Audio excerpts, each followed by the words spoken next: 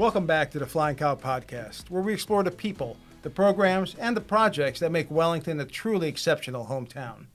Wellington's new school zone safety camera program is launching this upcoming school year, which is really only in a few days.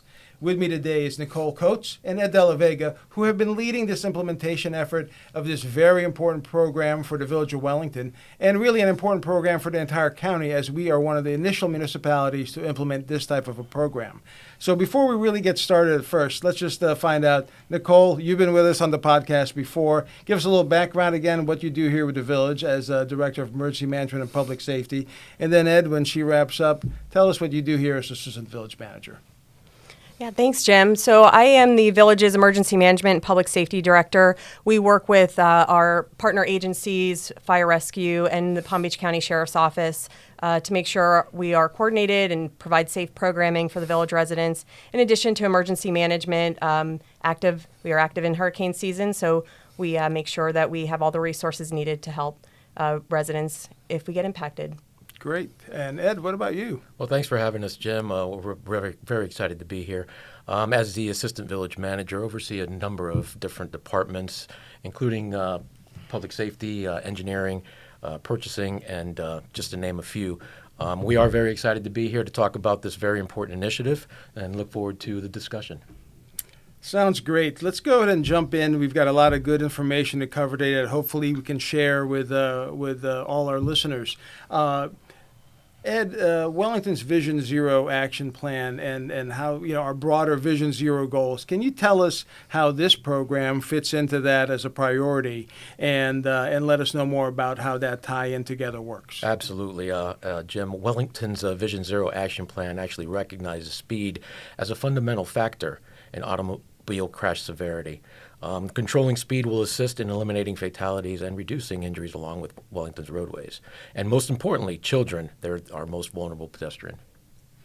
So based on some of the information that we initially researched to get this program started, and actually some of the advanced work we did as part of the program initiation, how are the traffic safety trends, Nicole, near the schools? How has that shaped this program's development here for us in Wellington? Yeah, so going back to the main driving force behind the school zone safety laws is the critical need, like I'd mentioned, to protect children and others who are particularly vulnerable in and around the school areas. So in 2023, the Florida legislation passed a bill that would allow jurisdictions to lawfully use cameras to enforce speed limits in the school zones. And Wellington has codified that in our Chapter 22 of our Code of Ordinances.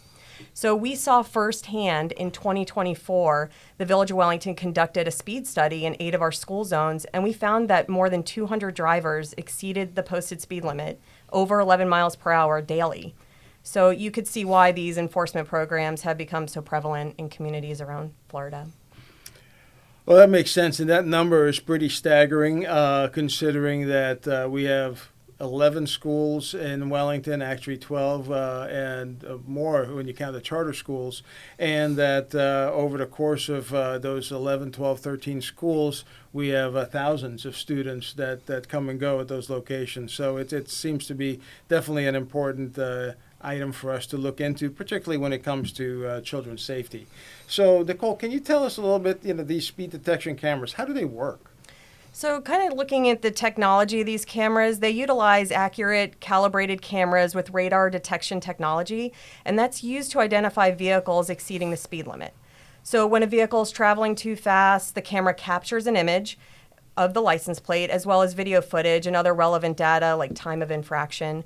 And through that, we're able to enforce the speed limits here in the village, which have always been, and it gives us consistent enforcement. Now, keep in mind, Jim, each violation goes through a series of reviews before it is mailed to the registered owner of the vehicle to ensure accuracy.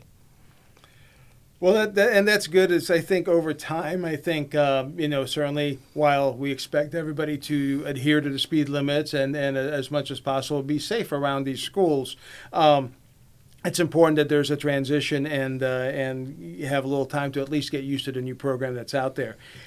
To that, and give us an idea, Nicole, maybe of the timelines and some dates that our residents should know as we prepare to launch this at the beginning of the school year. Yeah, Jim. We are going through a warning period that's going to start August 11th and it's going to go through September 12th. So violators will receive a warning in the mail, and it's a warning notice only. And then the enforcement period is going to start on September 15th. So what's going to happen, these are going to be $100 fines for each violation. These are civil infractions, so there's no points or impact on insurance. And we really want residents and those who receive these violations to know to not ignore these violations, because failure to pay them on time may result in a uniform traffic citation issued by the sheriff's office with increased penalties and costs. That's good. Those are good guidelines to look at, and it's important. I think while certainly we expect all drivers in Wellington to go ahead and be observant of all the speed limits and regulations we have in place, particularly around these school zones. Now is definitely the time, particularly for families that have those new drivers, those teen drivers that are just learning or perhaps just getting accustomed to traveling our roadways. Now is the time really to talk about speed awareness, not only because they're new drivers, but also because it's important as school starts, more traffic and more need to really be aware around those school zones with the risk of having a lot of additional traffic, both vehicular, bicycle, and even pedestrian traffic there. Now, going to say, again, we have multiple schools in Wellington at all levels, elementary, middle, and high school. Where are these cameras going to be deployed and some of those requirements for those deployments at those locations? I'll go ahead and jump in, Jim. We're going to go ahead and we're going to have enforcement at all of our Wellington public schools, except for Palm Beach Central High School, who at the moment does not have a school zone. So we'll be having enforcement at all of our public schools, which 10 out of the 11, and then we will have one additional school, which is Somerset Academy, who will also be part of the program beginning August 11th. Okay, and now having been here in Wellington probably since around 2005 and being in the area before then, I know Wellington High School, which, based on what you just told us, will have an actual school zone and a monitored area with the speed cameras being deployed there. That is a new school zone. Am I not right on that? That is a new one? Yeah, years ago there was a school zone there, and we had a study that was conducted whereby it was determined that the school zone wasn't necessary at the time. We have decided that we're going to go ahead and bring that school zone back, so you will be seeing the flashers in the school zone area at Wellington High School, and those will also be monitored with the speed detection cameras. Okay. And as far as give us some, I guess, requirements, it mentioned earlier, Nicole, that this ability to monitor speed in the school zones by way of electronic technology and the cameras was passed by the Florida legislature in 2023. Can you give us some of the requirements that are in that statute? Yeah, sure. Thanks, Jim. The key requirements including the 30-day warning period. That's one of the requirements. You also have to have appropriate signage, public awareness campaign, which you're going to see a lot, and we've already started that back in July. And these are all requirements and specific criteria for us to be able to issue the notice of violation per the state law. And we've been addressing those public awareness for approximately 60 to 90 days. We've got a dedicated website where residents and non-residents or those impacted can review all of the information. We've also been very active on social media, explaining to everyone when it's coming and how it's going to work. And we've also had appropriate signage at many of our events leading up to August 11th. And the communication with the principals and notification through their channels, their e-blasts and newsletters. Yeah, we've met individually with each one of the 11 Wellington principals and explained to them the program. We have provided them literature and material, and they are going to go ahead and forward that to all of the parents so they'll know what to expect the first day of school. Well, it looks like definitely staff and with Wellington, staff of PBSO, and staff with our consultant, Genoptic, have definitely put in the time to try and at least prepare for the rollout of this program. Now, the important part, clearly, and then we hope that this is not a big issue, but certainly enforcement is a big part of this, and ultimately anybody that does get speeding infractions and violations. How will the enforcement work in terms of the cameras and what can the drivers expect in these school zones? So, yeah, Jim, thank you. The enforcement hours of operation will be during the entire school day. So kind of breaking that down, during arrival and dismissal, when the school flashers are on and the speed limit is 20 miles per hour, if someone's exceeding the speed limit 11 miles per hour or more, so say doing 31 miles per hour, that's when a violation will occur. And we want residents and travelers here in the Village of Wellington to know also that these cameras are going to be running during the middle of the day when school is in session. So at that time, when the normal posted speed limit is, say, 40 miles per hour, and someone's exceeding that 11 miles per hour or more, so say 51 miles per hour, a violation will occur at that time. So we want everyone to know that these cameras are going to be running during arrival, dismissal, and in between. I think it's important to note, as you tell us these requirements and the fact that you're going to have enforcement during the school zone times, which is drop off and dismissal in the afternoons, drop off in the mornings, as well as during the course of the school day outside of those times for the regularly posted speed. It's really important to drive cautiously and certainly follow all the speed limits and other rules of the road, regardless of the enforcement window, whether it's a school zone enforcement or just a regular course of the day. Just being around the school should require us to at least pay a little bit extra attention, because you may have the pedestrians, bicyclists, and other vehicles that are there in and around the school. I guess now, if somebody does receive a violation based on the speed zone, what can somebody expect? How is that handled? Well, drivers can expect to receive a notice of violation in the mail. Now, keeping in mind the first during the warning period, they will still receive a notice in the mail, but it will not be a violation. There won't be any fees associated with that notice.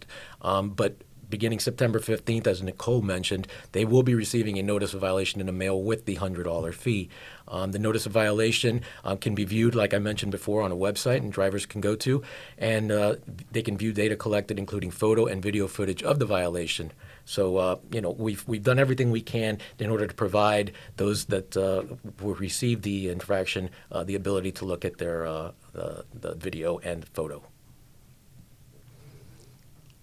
Ultimately, I guess, what do we expect? And I know you guys have put a lot of time into the preparation of not only the school zones, preparation of the staff that's going to be working on enforcing and implementing this program, and also the coordination with not only the individual school staff and principals, but also PBSO. What is ultimately, the elevator pitch, if you will, for this program, and why we think it's a great program for Wellington, because certainly this is something that communities don't have to pursue, but we've elected to do it here in Wellington. Yeah, and we feel that the safety of our children is paramount. It's the most important thing. I mean, you've heard things throughout the past couple months about, this is a money grab, and we want to ensure you that it absolutely is not. Our goal is to work together to reduce accidents, encourage safe driving, and support a safer Wellington. So basically, I think to wrap things up, the issue we've got before us is we're implementing this at the beginning of the school year. This is something that's allowed pursuant to Florida statutes that was adopted in 2023. And it's our desire really to make the school zones we have safer throughout the school day, and ultimately can be boiled down to really we just want our residents and drivers, visitors and residents throughout the community, all our drivers, to slow down, stay alert, and help us protect our students and children. And just as a reminder, just to really make sure everybody knows the key dates, the warning period for this program begins on August 11th and runs until September 12th. Enforcement begins on September 15th, and will be running continuously from that point forward. If you have any questions or require more information, clearly reach out to us here at the Village. But you can also find out some information on our website at wellingtonfl.gov /schoolzonesafety.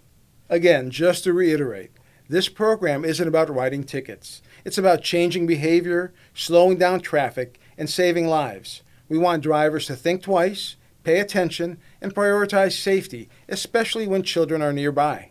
We're asking everyone in our community to slow down, stay alert, and do their part to help keep Wellington's roads safe, especially for our students. Again, Nicole and Ed, thanks for joining us today. Great information, and appreciate everything you all do to keep Wellington a safe hometown. Until next time, thanks for tuning in to the Flying Cow Podcast, where community takes flight.